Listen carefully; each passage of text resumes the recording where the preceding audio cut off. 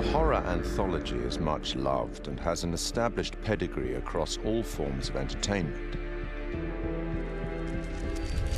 From Twice-Told Tales by Nathaniel Hawthorne in 1837 to Clive Barker's books of blood in the mid-80s, and with the likes of Blackwood, Poe, and Lovecraft in between, short story horror writing has long been a popular format.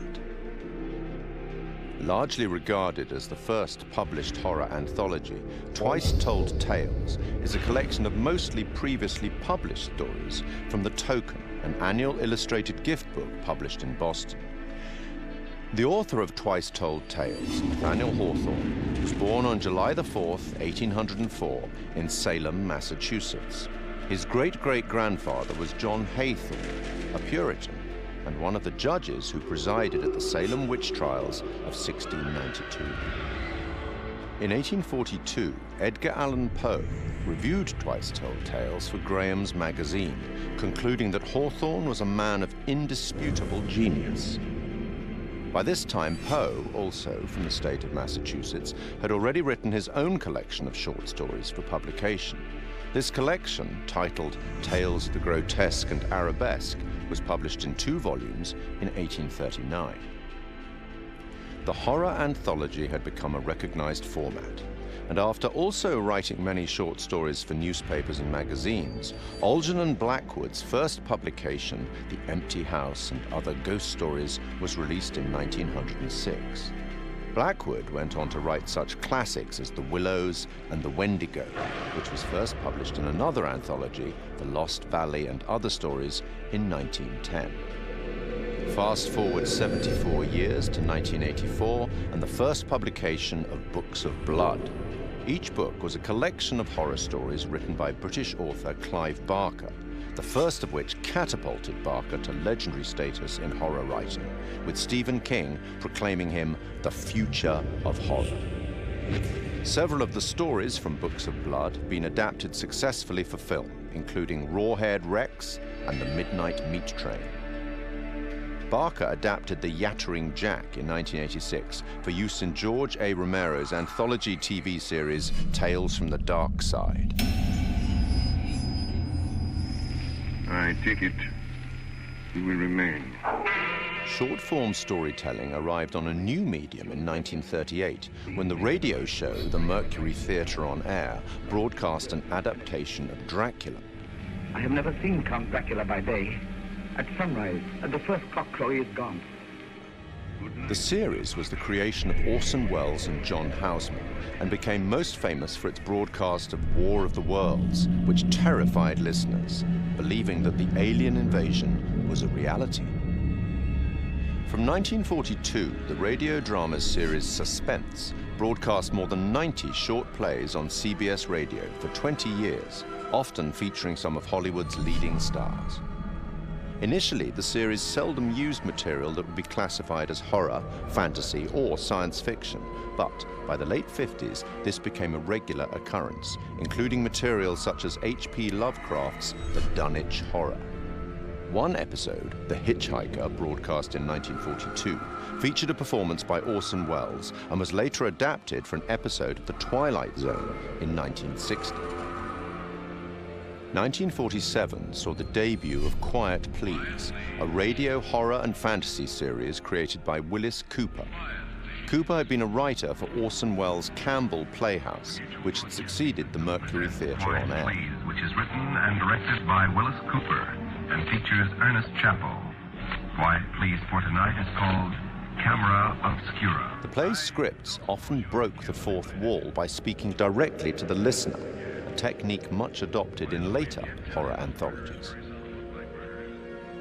In his book, Terror on the Air, Horror Radio in America, Richard J. Hand wrote that Cooper had enjoyed creating roles for the audience, including implicating them in the action of the story itself, indicating a clear desire to create horror as interactive entertainment more than 70 years ago.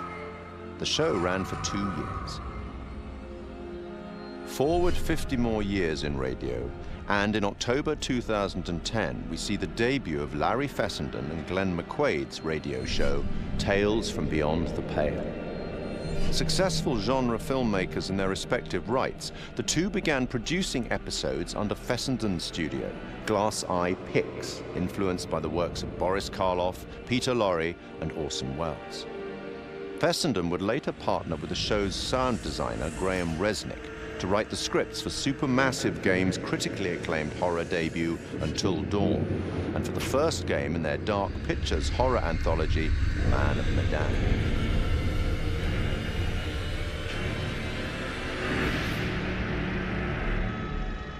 In film and TV, short-format horror has been successfully represented many times since The Twilight Zone in 1959. Created and presented by Rod Serling, The Twilight Zone ran for 5 seasons on CBS from 1959 to 1964. Each show was a standalone story featuring characters faced by surreal and often disturbing events. Serling's introductions and conclusions to each show summarized the story and provided some justification for the events and, often, the moral of the story. In 2016, Rolling Stone placed The Twilight Zone at number 7 in its list of the greatest shows of all time. The 1972 film Tales from the Crypt is highly regarded by fans of the genre. Starring Peter Cushing and Joan Collins and featuring Ralph Richardson as the Crypt Keeper, it is an anthology film based on stories from EC Comics, and one of several Amicus horror anthologies produced in that decade. And in 1989, HBO launched a horror anthology series under the same name, also based on EC Comics, which ran until July 1996. 1982 saw the release of Creepshow, a dark comic horror anthology film directed by George A. Romero. Influenced by and a homage to the material from the EC and DC comics of the 1950s, its entirely original material was written by Stephen King, and it is a somewhat tongue-in-cheek expression of the horror genre. 25 years on, and in 2007, Trick or Treat presents another set of horror shorts as a dark comedy horror anthology film. And then, in 2012, a very different anthology film with a very different tone, VHS. Created by Brad Miska and Bloody Disgusting, an American horror genre website and film production company, VHS is a much darker horror anthology film. Comprising 6 short horror stories and linked by a found footage theme, 2 of the stories, Second Honeymoon and Tuesday the 17th, were written and directed by Ty West and Glenn McQuaid.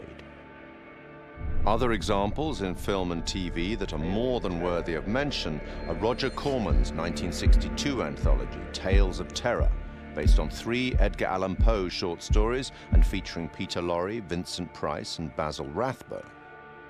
The 1963 Italian horror anthology, Black Sabbath, narrated by Boris Karloff.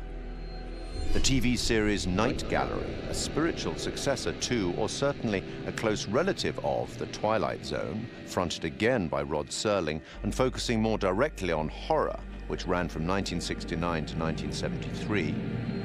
Stephen King's Cat's Eye of 1985. John Carpenter's 1993 film Body Bags, featuring the likes of Sam Raimi, Wes Craven, and Mark Hamill, and Southbound, a 2016 road trip horror anthology by a number of the collaborators on VHS.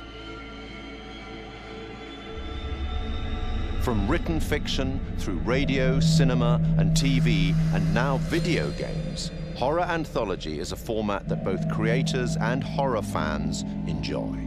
And it's a format that has existed for almost 200 years. Long may it continue.